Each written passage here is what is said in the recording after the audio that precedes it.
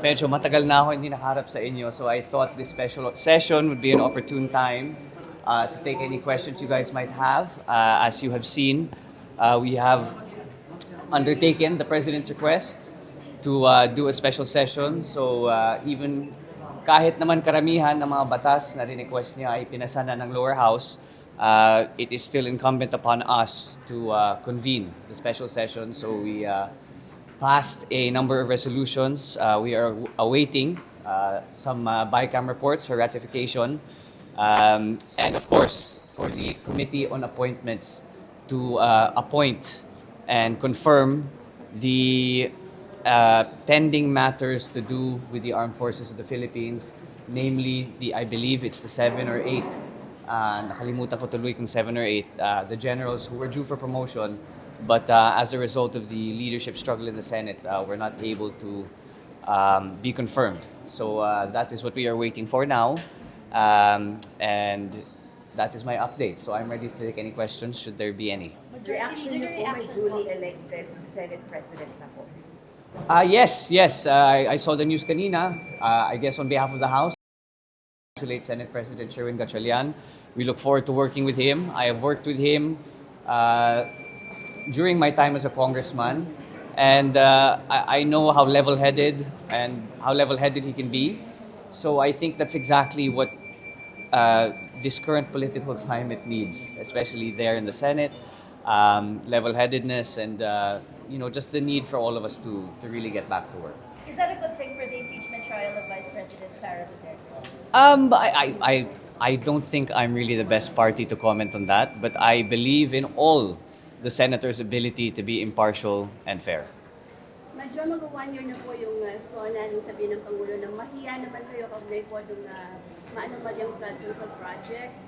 Pero ngayon po yung mga kinukulong, pinakasuhan ay yung mga sinasabi raw na nagbubunyag ng mga katiwalian at mga mali-maletang pera. Ano po yung reaction nito? Una, first of all, ma'am, sabi ng ni Pangulo, di ba? Nung sinumula yung kaso na yan, hindi naman sila minority. Nasa majority sila nun. I believe the Ombudsman also said that in his he had an ASEAN event, there are over 100 complaints with the flood control scam. So I think we need to wait for the Ombudsman and see what his actions are. I think gumagalaw naman yung mga kaso, but again, that's not for me to be the judge of, and it's not for me to make conclusions with. Pero kasama po yung pangalan niyo sa nabanggit na tumanggap po ng mali-maletang pera. Ma'am, we don't dignify the testimonies of those fake Marines, actually bodyguard na lang tawag natin sa kanila. Nakita mo na nga kahapon, biglang sumali si Senator Escudero sa majority, biglang siya may maleta. Pati si Mary Grace Piatos sa susunod na hearing, baka yan may maleta din. So let's call a spade a spade. It's all BS. Okay, so is it really worth it? Is it really worth it? Sa totoo lang, tapos bibigyan pa sila ng publicity, wag na. It's really not. It's we're here to finish a lot of work that's a lot more important than those who are planning these type efforts against the government. Ituloy na lang natin yung trabaho natin. Sir, regarding yung mga bills na for approval on third reading sa Senate, paano mangyayari doon? May BICAM pa ba or adopt? Well, that depends. As you know, the process, the way it works is kung pareho po yung bill sa Senado at Kongreso, then there doesn't need to be a BICAM. A BICAM is for the differing provisions of both the lower and upper chamber. So if on third reading the bill in the Senate is different to that of the lower house, then there will have to be a BICAM. So we will see as to what the result is of those bills that are passed on third reading, after which we will have to have a BICAM, probably pag SONA na. Because we cannot have a bicameral conference committee and we cannot designate its members until both laws are passed. Pero sir, is adopting an option? Adopting is an option. Adopting the Senate version is an option, or the Senate adopting the House version is an option, yes. Sir, what is your position on calls to babaan po yun kung conviction threshold dahil po nakatawan na po na preventive suspension si Senator Jinggoy Estrada?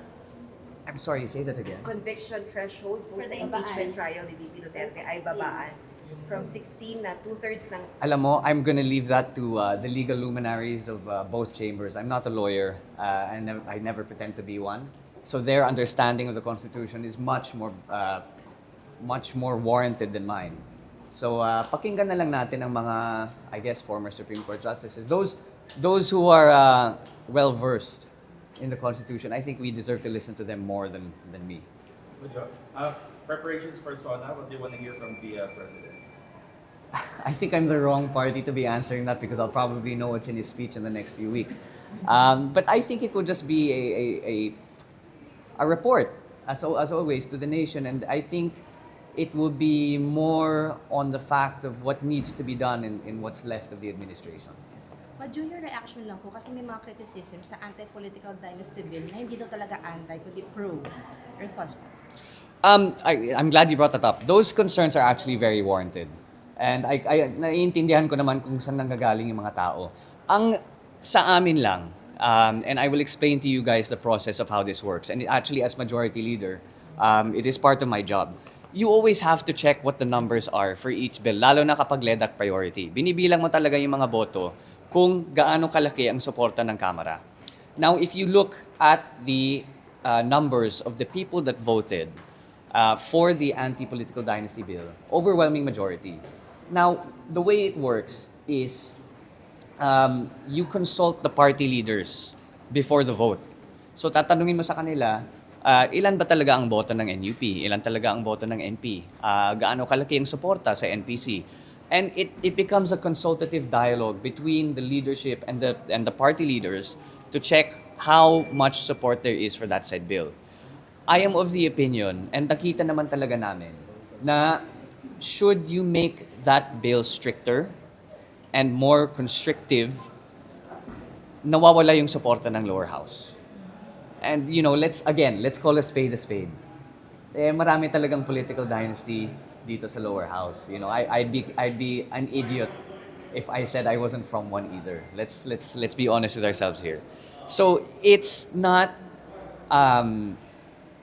hindi naman yan ginawa dahil yan ang gusto namin na ipasa na bill. Ginawa namin yan because that was the limit as to the support that we could garner from the lower chamber. Now, like what the other reporter asked, may bycam pa. I highly doubt that the Senate will adopt the House version. So, may sarili silang debate, may sarili silang provisions, may sarili silang version. When they pass their version of the anti-political dynasty bill, there will be a bicameral conference, and then there will be another opportunity to amend whatever provisions the upper house think to be inadequate or not tenable to the Filipino people. So to answer your question, it was really a matter of getting it through already na ipasa natin dito sa House to get the conversation started. This is not the final result of what the bill will be. Hindi po ito batas. This is just the version that we, in the lower house, were able to produce and garner support for. Because had it been more strict, baka hindi tayo makakakuha ng boto.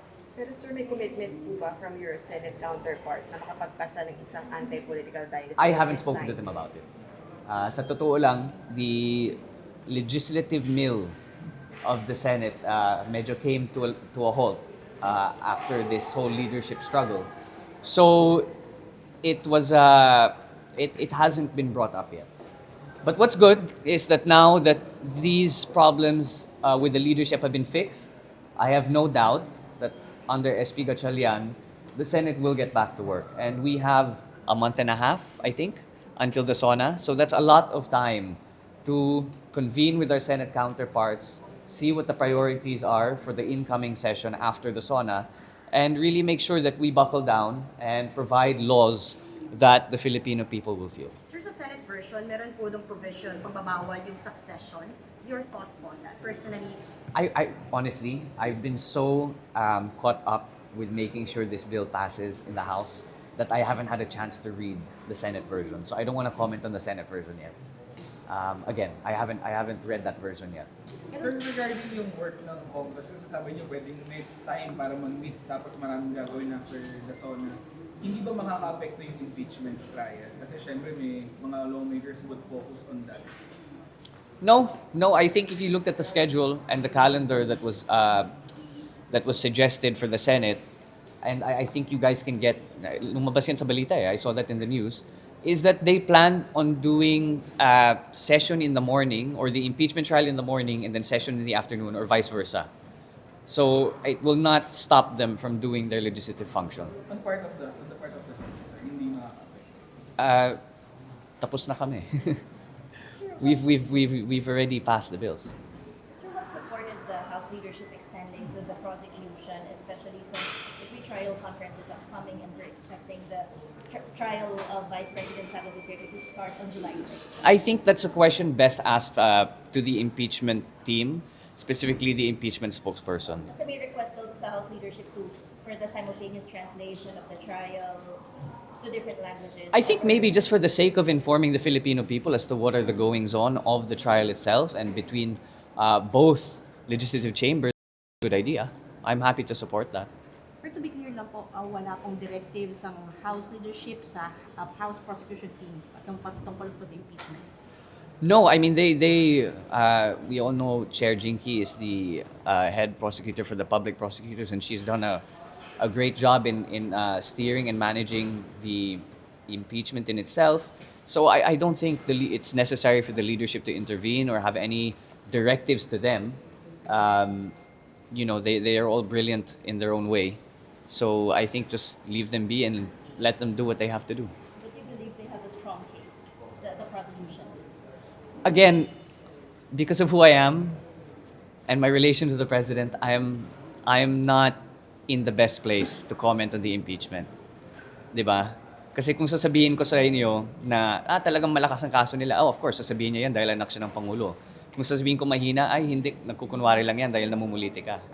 So, again, I'm not in the best position to comment on that. But sir, you were the first to sign the first impeachment case against VP Sara last year in Yes. Congress. With all the evidence na nakuha po ng House Committee on Correct. Justice, nadagdagan pa ng firearms daw po na allegedly undeclared. Gano'n po kalakas sa tingin nyo na makakakuha ng convictions yung House prosecution? Again, I don't want to comment na lang. You're right, I was the first person to sign last impeachment. But again, I think that was me being more of a son than a House member. And you have to remember, I was a Majority Leader at the time. And now that I was Senior Deputy Majority Leader at the time. I think so. Last year yun, no? 19. Yeah, 19. Yes, so it's different now. I don't only represent the 1st District of Ilocos Norte. I'm not only the son of the president, but I also represent the institution now as Majority Leader. So magkaiba na. And to tell you the truth, I did let my emotions get the better of me. That was the first time I experienced something like that. So of course, I guess lesson learned. Would you update po sa assistance ng House sa mga victims ng earthquake in Mindanao? I'm sorry? Earthquake in Mindanao po, baka may Yes update po. sa- I mean, pinuntahan ni Speaker Boji, kasama po ni SP Win, para makita po yung mga nangyari doon po sa Gensan at sa affected areas. And I believe the House has extended already its assistance, and all those districts who have been affected, we have been contacting the representatives and asking what they need, whether it be MAIP or medical assistance, whether it be relief goods, whether it be anything that the House can provide. We are in constant communication with all of those affected to make sure that the leadership gives everything that it can sa ating mga kababayan na apektado. Okay? Major, sabi po, zero daw yung budget ng para sa MOE, yung Gensan. Ma'am, Zero parang budget. kwento-kwento lang yan. There's no such thing as zero MOE. There's no such thing as zero budget either. Pero wala raw kung AIX or MAIF, yung Gensan. Ma'am, that's impossible. Saan mo yan narinig? Ito ang sabi ni... Ipa-verify mo muna dapat. Ito ang sabi ni Congress Day. Hindi, sabi. Yan ang sinabi mo. Yan ang narinig mo. Verify mo ba? Yun po ang No. Answer my question. Verify mo ba? Verify mo ba? District Representative. Verify mo ba, yes or no? Okay, so Kaya next sa time, ma'am, kanya- i-verify muna natin bago natin itanong para hindi lang kwento. Siya po ang Okay. nag-verify. Hindi, tinatanong kita. Di ba, as journalists, it's also our responsibility to verify the information that comes to us before we ask those who are being interviewed. Yes, kaya Okay. nga po So next time, nagtatanong sa'yo yes para po po ma'am. So next time, let's just verify. Kasi before that, kwento-kwento lang yan. As Para far sa as inyo, I know po, kwento lang yun. wala pong zero na ganun. Lalo na sa Gensan, who would be so stupid to do that? I mean, really. Thank you. Sir, last question. Yung hearing, may schedule na ba yung hearing dun sa investigations at Ateneo? That's a good question. I'll have to double check. Okay? Thank you, everyone.